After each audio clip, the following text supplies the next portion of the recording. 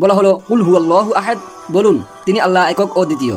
আল্লাহুস সামাদ, আল্লাহ কারো মুখাপেক্ষী নয়, সবাই তারই মুখাপেক্ষী। লাম ইয়ালিদ ওয়া লাম ইউলাদ, তিনি কাউকে জন্মদান করেননি, কারো থেকে জন্মগ্রহণ করেননি। ওয়া লাম ইয়াকুল লাহু কুফুয়ান আহাদ, আর তার সমতুল্য কেউ নেই। সূরা ইখলাস আয়াত নং 1-4। ইসলামে আল্লাহ সম্পর্কে কি ধারণা, সে বিষয়ে বিস্তারিত কথা বলবো ইনশাআল্লাহ।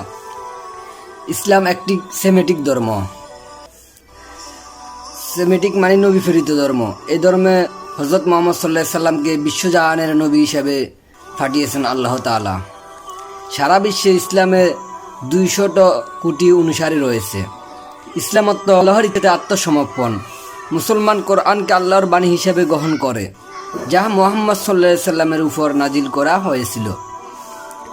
ইসলাম বলে যে আল্লাহ তাআলা যুগে যুগে একাত্মবাদের দাওয়াত এবং মৃত্যুর পরবর্তী জীবনের জবাবদিহিতার বার্তা নিয়ে তার দূত এবং নবীদেরকে প্রেরণ করেছেন। সুতরাং ইসলাম অতীতকালের সকল নবী রাসূল তথা আদম আলাইহিস সালাম থেকে নিয়ে যত নবী রাসূল দুনিয়াতে এসেছেন তাদের সকলের উপর বিশ্বাস স্থাপন করাকে বিশ্বাসের মূলনীতি হিসেবে নির্ধারণ করেছে। এদের মধ্যে রয়েছে নূহ আলাইহিস সালাম, ইব্রাহিম আলাইহিস সালাম, ইসমাইল আলাইহিস সালাম, ইসহাক আলাইহিস সালাম, ইয়াকুব আলাইহিস সালাম, মুসা আলাইহিস সালাম, দাউদ আলাইহিস সালাম, ইয়াহইয়া আলাইহিস সালাম ও ঈসা আলাইহিস সালাম ও এবং অন্যান্য সকল আম্বিয়া কেরাম। এবার আসি আল্লাহর সবচেয়ে সংক্ষিপ্ত পরিচয় নিয়ে। ঈশ্বর তথা আল্লাহর সবচেয়ে সংক্ষিপ্ত পরিচয় দেওয়া হয়েছে কুরআন মাজিদের 112 নং সূরা সূরা ইখলাসের 4টি আয়াতের মাধ্যমে। বলা হলো কুল হুয়াল্লাহু আহাদ, বলুন তিনি আল্লাহ একক ও দ্বিতীয়। আল্লাহুস সামাদ, আল্লাহ কারো মুখাপেক্ষী নয়, সবাই তারই মুখাপেক্ষী। লাম ইয়ালিদ ওয়া লাম ইউলাদ, তিনি কাউকে জন্মদান করেননি, কারো থেকে জন্মগ্রহণও করেননি। ওয়া লাম ইয়াকুল লাহু কুফুয়ান আহাদ, আর তার সমতুল্য কেউ নেই। সূরা ইখলাস আয়াত নং 1-4। এই সূরায় উল্লেখিত আস-সামাদ আরবি শব্দটির অনুবাদ একটু কঠিন, তবে এর মূল অর্থের কাছাকাছি অর্থ হলো পরম অস্তিত্ব। এটা একমাত্র আল্লাহর ক্ষেত্রেই প্রযোজ্য, কেননা অন্য সকল কিছুর অস্তিত্ব অস্থায়ী ও স্বার্থ সাপেক্ষ। এই শব্দ দ্বারা এ অর্থ প্রকাশিত হয় যে আল্লাহ কোনো ব্যক্তি বা বস্তুর উপর নির্ভরশীল নন, বরং সকল ব্যক্তি বা বস্তু তার উপরে নির্ভরশীল এবং তারই মুখাপেক্ষী। সূরা ইখলাসের ধর্মমতের কুষ্টিপাথর বলা হয়। সূরা ইখলাসকে কুরআন মাজিদের কুষ্টিপাথরও বলা হয়। সূরা 112 নং সূরা, গ্রিক ভাষায় থিও অর্থ ঈশ্বর আর লজি অর্থ জ্ঞান অর্জন। থিওলজি অর্থ ঈশ্বর তথা আল্লাহর সম্পর্কে জ্ঞান অর্জন সংক্রান্ত বিদ্যা। সূরা ইখলাসের এই 4টি লাইন প্রত্যেক মুসলমানের জন্য আল্লাহর সংক্রান্ত জ্ঞানের কুষ্টিপাথর হিসেবে বিবেচিত। প্রত্যেক উপাস্যের দাবিদারকে অবশ্যই এই সূরায় কুষ্টিপাথরে পরীক্ষিত হতে হবে। আল্লাহর যে পরিচয় এ সূরায় দেওয়া হয়েছে তার আলোকে মিথ্যা দেবদেবী ও ঐশ্বরিকতার দাবিদারকে মিথ্যা দাবি অত্যন্ত সহজে নাশক হয়ে যায়। কোনো মানুষ যদি নিজেকে ঈশ্বর বলে দাবি করে, তাহলে সূরা ইখলাস দিয়ে পরীক্ষা করলে বের হয়ে আসবে সে কি ঈশ্বর না শয়তান। পরবর্তীতে একক সৃষ্টিকর্তাকে আল্লাহ নামেই ডাকে। গডের চেয়ে আরবি শব্দ আল্লাহের সৃষ্টিকর্তার ক্ষেত্রে সর্বোত্তম ও যথার্থ। গড শব্দের সাথে এস ইংরেজি বর্ণ যুক্ত করে তাকে বহুবচন হিসাবে ব্যবহার করা যায়, কিন্তু আল্লাহ একক সত্তা, এ শব্দের কোনো বহুবচন হয় না। আবার গডের সাথে ডেস যোগ করলে তা হয়ে যায় স্ত্রীলিঙ্গ, কিন্তু আল্লাহর ক্ষেত্রে কোনো পুরুষলিঙ্গ বা স্ত্রীলিঙ্গ নেই। আল্লাহ শব্দের লিঙ্গান্তর হয় না। গড শব্দের আগে 3 শব্দাংশ যোগ করলে তার অর্থ দাঁড়ায় মিথ্যা উপাস্য। আল্লাহ শব্দটি এমন এক অসাধারণ ও দ্বিতীয় শব্দ যা সম্পর্কে কল্পনা করে কোনো আকৃতি বা আকার ধারণা করা তা নিয়ে কোনো প্রকার যথাযথ করা যায় না। এসব কারণে মুসলমান এক ও দ্বিতীয় উপাস্যকে আল্লাহ নামেই ডাকে। তবে যেহেতু এই ভিডিওর মানুষ সাধারণভাবে মুসলমান ও মুসলমানও হতে পারে, তাই আমি এতে আল্লাহর পরিবর্তিতে গড শব্দে অনেক জায়গায় ব্যবহার করছি। এবার আসি, গড কখনো মানুষ হতে পারে না। কিছু লোক যুক্তি পেশ করে যে ঈশ্বর যদি সব কিছু করতে সক্ষম, তবে তিনি মানব আকৃতি ধারণ করতে পারবেন না কেন? তিনি যদি ইচ্ছে করেন তবে তিনি মানব আকৃতি ধারণ করতে পারবেন। কিন্তু এই যুক্তি মেনে নিলে ঈশ্বর আর ঈশ্বর থাকতে পারেন না, কেননা ঈশ্বর আর মানুষের গুণ বিশিষ্ট বিভিন্ন ক্ষেত্রে বিপরীতধর্মী। একই সত্তার মধ্যে ঈশ্বরত্ব ও মানবত্বের বিশিষ্টের সমন্বয় হতে পারে না। অবতারবাদ বা ঈশ্বরের মানব আকৃতি ধারণ সংক্রান্ত মতবাদ কোনো কোনো ধর্মে থাকলেও তা যে অবাস্তব এ বিষয়ে পরবর্তী আমরা আলোচনা করেছি। ঈশ্বর অবিনশ্বর, অথচ মানুষ নশ্বর। মানব ঈশ্বর তথা এমন এক সত্তার অস্তিত্ব নেই যার অর্থ মধ্যে অবিনশ্বর ঐশ্বরিক সত্তা নশ্বর মানব দেহে ধারণ করবে। এ জাতীয় ধারণা অর্থহীন ও অযৌক্তিক। ঈশ্বরের বিশিষ্ট হলো তিনি অনাদি ও চিরন্তন। অপরদিকে মানুষের শুরু যেমন আছে তেমনি শেষও আছে। এমন কোনো সত্তা মানুষের মধ্যে নেই যার মধ্যে শুরু না থাকা এবং শুরু থাকা উভয় বিদ্যমান আছে। মানুষের শেষ আছে কারণ মানুষ মরণশীল। এমন কোনো মানুষ নেই যার মধ্যে অবিনশ্বরতা ও নশ্বরতা উভয় গুণের সমাবেশ পাওয়া যাবে। সর্বশক্তিমান ঈশ্বরের পানাহারের প্রয়োজন নেই, কিন্তু মানুষকে তার জীবনকে কর্মসঞ্চল রাখার জন্য পানাহার করতে হয়। অতএব স্রষ্টা বা ঈশ্বর বা আল্লাহর মানব রূপ ধারণ সংক্রান্ত মতবাদ একটি ভ্রান্ত মতবাদ। পবিত্র কোরআনে আল্লাহ তাআলা বলেন, ওয়াহুয়া ইউতঈমু ওয়া লা ইউতআম, তিনি খাদ্য দান করেন কিন্তু তিনি খাদ্য গ্রহণ করেন না। সূরা আনআম আয়াত নং 14। আল্লাহর কখনো বিশ্রাম বা নিদ্রার প্রয়োজন হয় না, অথচ মানুষ বিশ্রাম ও নিদ্রা ছাড়া চলতে পারে না। পবিত্র কোরআনে বলা হয়েছে, আল্লাহু লা ইলাহা ইল্লা হুয়াল হাইয়ুল কাইয়্যুম লা তাখুযুহু সিনাতুন ওয়া লা নাওম লাহু মা ফিস সামাওয়াতি ওয়া মা ফিল আরদ। আল্লাহ তিনি ছাড়া কোনো উপাস্য ইলাহ নেই, তিনি চিরঞ্জীব, সব কিছুর ধারক, তাকে স্পর্শ করতে পারে না তন্দ্রা ও নিদ্রা। আসমান ও জমিনে যা কিছু আছে তা সবই তার। সূরা বাকারা আয়াত নং 255। এবার আসি, মানুষ অন্য মানুষের উপাসনা করা পুরাই নিষ্ফল, এটা তো শয়তানের কাজ। যেহেতু ঈশ্বরের মানব রূপ ধারণ তথা অবতারবাদ গ্রহণীয় নয়, তাই আমরা অবশ্যই এই ব্যাপারে একমত হব যে কোনো মানুষের উপাসনা করা নিষ্ফল ছাড়া আর কিছুই নয়। ঈশ্বর যদি মানব আকৃতি ধারণ করে তাহলে তিনি অবশ্যই ঐশ্বরিক গুণাবলী ত্যাগ করে মানব রূপ ধারণ করবেন এবং তিনি মানুষের মধ্যেকার সমস্ত গুণের অধিকারী হবেন। উদাহরণস্বরূপ ধরুন, একজন মেধাবী অধ্যাপক যদি দুর্ঘটনায় পড়ে তার মেধা স্মৃতিশক্তি হারিয়ে ফেলে, তাহলে ওই অবস্থায় তার ছাত্রদের পক্ষে তার নিকট তাদের নির্দিষ্ট বিষয়ের উপর শিক্ষা গ্রহণের কাজ চালিয়ে যাওয়া বুদ্ধিমানের কাজ হবে না অবশ্যই। এতপর বলা যায় যে ঈশ্বর যদি মানব রূপ ধারণ করেন, এই মানুষটি আর কখনো তার পূর্বরূপ ঈশ্বরত্বে ফিরে যেতে পারবে না, কেননা মানুষ তার প্রকৃতি অনুযায়ী ঈশ্বরে রূপান্তরিত হওয়ার ক্ষমতা রাখে না।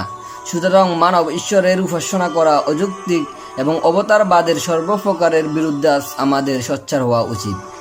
এজন্য কোরআন মাজিদে সর্বপ্রকার মানব ঈশ্বর বা অবতারবাদের অর্থাৎ ঈশ্বরের প্রতিরূপ নির্ধারণের বিরুদ্ধে বলা হয়েছে। বলা হলো, লাইসা কামিসলিহি শাই, কোনো কিছু তার সদৃশ্য নয়। সূরা শুরা আয়াত নং 11। এবার আসি, ঈশ্বর কখনো অন্যায় ও তার পক্ষে অশোভন কাজ করতে পারেন না। সর্বশক্তিমান ঈশ্বর যদি ন্যায় বিচার, করুণা, সত্য ও অত্যন্ত অনন্দনীয় বিশিষ্টের অধিকারী, তিনি কখনো এমন সৃষ্টিসুলভ কাজ করতে পারেন না যা তার সত্য ও বিশিষ্টের পরিপন্থী। তদ্রূপ তার পক্ষ থেকে কোনো প্রকার মিথ্যা কথা বলার ধারণা করা যায় না। একইভাবে অন্যায়, ভুল, কোনো বিষয়, স্মৃতিভ্রম ইত্যাদি যাবতীয় বিশিষ্ট সমূহ তার পক্ষ থেকে প্রকাশ পাওয়ার অথবা কল্পনা করা যায় না। তবে ঈশ্বর যদি ইচ্ছে করেন তাহলে অন্যায় করতে পারেন, কিন্তু তিনি কখনো তা করেন না, করবেনও না, যেহেতু এটা অন্যায় আর এমন অন্যায় কাজ তার জন্য অশোভন। পবিত্র কোরআনে বলা হলো, ইন্নাল্লাহা লা ইয়াযলিমু মিসকালা যাররাহ, আল্লাহ কখনো এক বিন্দু পরিমাণও জুলুম করেন না। সূরা নিসা আয়াত নং 40। যদি চান অত্যাচারী হতে পারেন ঈশ্বর, কিন্তু ঈশ্বর যখন অত্যাচারী হবেন তখন ওই মুহূর্তে তিনি তার ঐশ্বরিকতা হারাবেন। ঈশ্বর ভুলে যেতেও পারেন না, আর না তিনি ভুল করতে পারেন। ঈশ্বর কখনো ভুলে যেতে পারেন না, কেননা ভুলে যাওয়া ঈশ্বরের বিশিষ্ট হতে পারে না। এটা মানবীয় সীমাবদ্ধতা ও দুর্বলতার উদাহরণ। একই রূপে ঈশ্বর ভুল করতেও পারেন না, কেননা ভুল করা ঈশ্বরের বিশিষ্ট হতে পারে না। পবিত্র কোরআনে বলা হলো, লা ইয়াদিল্লু রব্বি ওয়া লা ইয়ানসা, আমার প্রভু বিভ্রান্ত হন না, ভুলেও যান না। সূরা তাহা আয়াত নং 52। এবার আসি, ঈশ্বর সুলভে কাজ করেন, তার সব কিছু করার ক্ষমতা আছে। ঈশ্বর সম্পর্কে ইসলামের ধারণা হলো ঈশ্বরের ক্ষমতা সব কিছুর উপরে বিরাজমান। পবিত্র কোরআনে বলা হলো, ইন্নাল্লাহা আলা কুল্লি শাইইন কাদির, আল্লাহ অবশ্য সর্ববিষয়ে সর্বশক্তিমান।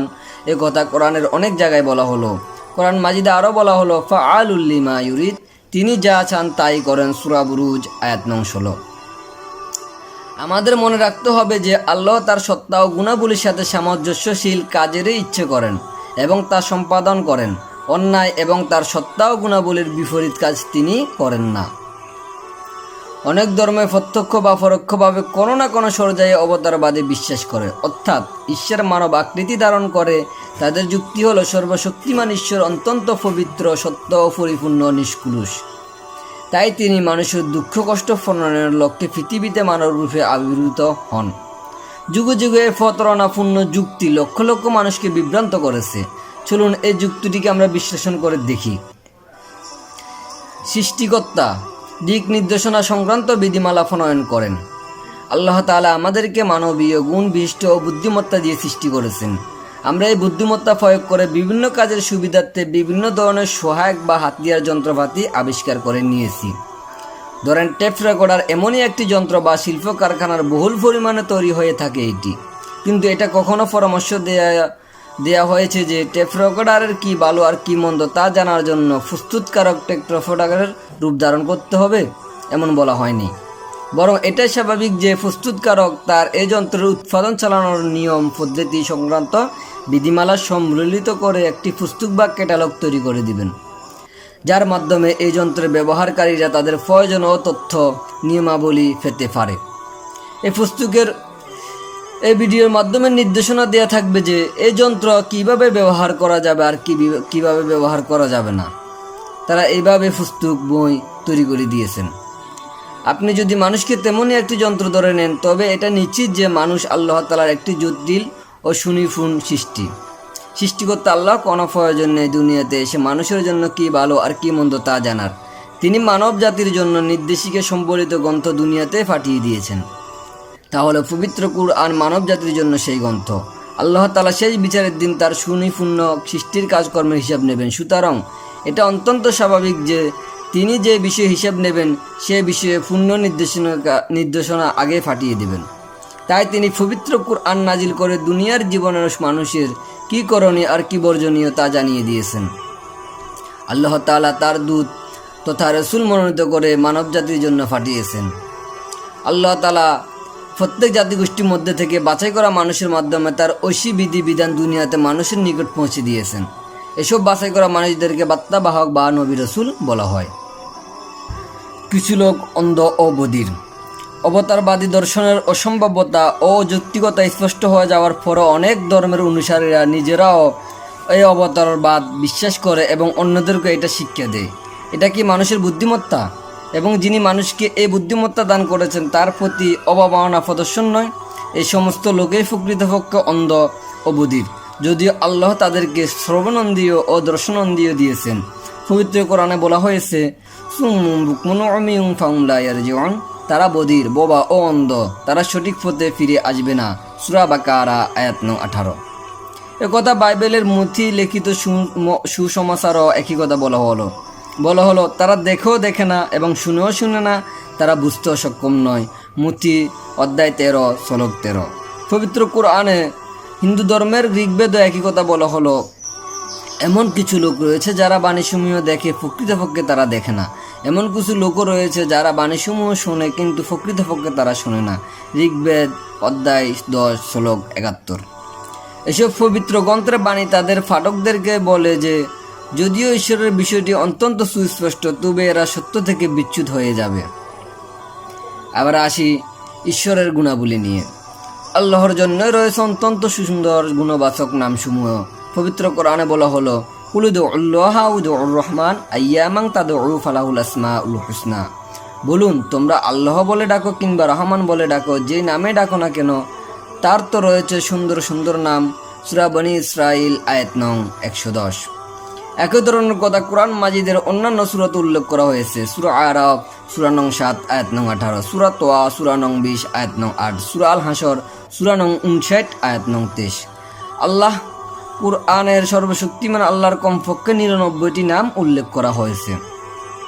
এর মধ্যে সর্বশ্রেষ্ঠ নাম হলো আল্লাহ।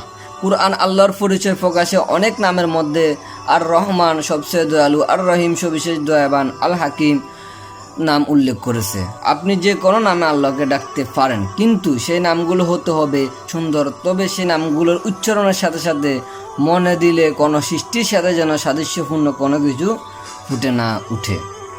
ঈশ্বরের একাকত্ব। বহু ঈশ্বরবাদীরা একথা বলে যুক্তি পেশ করে যে বহু ঈশ্বরের অস্তিত্ব অযৌক্তিক নয়। তাদের এই কথার পরিপ্রেক্ষিতে যুক্তি পেশ করা যায় যে বিশ্বজগতের যদি একাধিক ঈশ্বর থাকতো তাহলে তাদের মধ্যে অবশ্যই মতপার্থক্য সৃষ্টি হতো। প্রত্যেক ঈশ্বরেই অন্য ঈশ্বরের ইচ্ছের বিরুদ্ধে ইচ্ছেকে কার্যকর করে যুদ্ধ চালাতো। তাই প্রতিক্রিয়া দেখা যায় বহু ঈশ্বরবাদী ও সর্বেশ্বরবাদী ধর্মীয় উত্থানগুলোতে যদি এক ঈশ্বর অন্য ঈশ্বরের নিকট পরাজিত হন এবং তাদেরকে নিয়ন্ত্রণে আনতে অক্ষম হন, তাহলে তিনি ঈশ্বর হওয়ার যোগ্য হতে পারেন না। ফলে তিনি প্রকৃত ঈশ্বর হতে পারেন না। বহু ঈশ্বরবাদী ধর্মগুলোতে বহু ঈশ্বরের ধারণা অত্যন্ত জনপ্রিয়, কেননা সেখানে বিভিন্ন ঈশ্বরের বিভিন্ন দায়িত্ব, যেমন সূর্য দেবতা, বৃষ্টির দেবতা ইত্যাদি। তাদের প্রত্যেক মানুষের অস্তিত্ব রক্ষার জন্য বিভিন্ন ঈশ্বর দায়িত্ব পালন করে যাচ্ছে। এই বর্ণনা এক কথার ইঙ্গিত দেয় যে এসব ঈশ্বরের কেউই সুনির্দিষ্টপূর্ণ কাজ করতে এককভাবে যোগ্য নয় ও সক্ষমও নয়। অধিকন্তু ঈশ্বর এর দায়িত্ব কর্তব্য সম্পর্কে কিছু জানেন না। এটি অজ্ঞ ও অক্ষম সত্তা ঈশ্বর হতে পারেন না। যদি ঈশ্বর একাধিক হতো তাহলে মহাবিশ্বে অবশ্যই সংশয়, বিশৃঙ্খলা, গোলমাল ও ধ্বংসযজ্ঞ সংগঠিত হতো। ও মহাবিশ্বে সর্বত্র পূর্ণাঙ্গ শান্তি এবং শৃঙ্খলা বিরাজমান। পবিত্র কোরআনে বলা হলো, লাউ কানা ফীহিমা আলিহাতুন ইল্লাল্লাহু লাফাসাদাতা ফাসুবহানাল্লাহি রাব্বিল আরশি আম্মা ইয়াসিফুন। যদি আসমান ও জমিনে আল্লাহ ছাড়া অন্যান্য ইলা থাকতো তবে উভয় ধ্বংস হয়ে যেত। অতএব আরশের অধিপতি আল্লাহ সেসব বিষয় থেকে পবিত্র যা তারা বলে থাকে। সূরা আম্বিয়া আয়াত নং 22। একাধিক ঈশ্বরের অস্তিত্ব থাকলে তারা তাদের সৃষ্ট আয়ত্তাধীন রাজত্ব নিয়ে আলাদা আলাদা হয়ে যেত। পবিত্র কোরআনে আরও বলা হলো, মাত্তাখাযাল্লাহু মিন ওয়ালাদিন ওয়া মা কানা মাআহু মিন ইলাহিন ইযাল্লা যাহাবা কুল্লু ইলাহ বিমা খলাকা ওয়ালা আলা বা'দুহুম আলা বা'দ সুবহানাল্লাহি আম্মা ইয়াসিফুন। আল্লাহ কাউকে সন্তান হিসেবে গ্রহণ করেননি এবং তার সাথে অন্য কোনো ইলাহও নেই।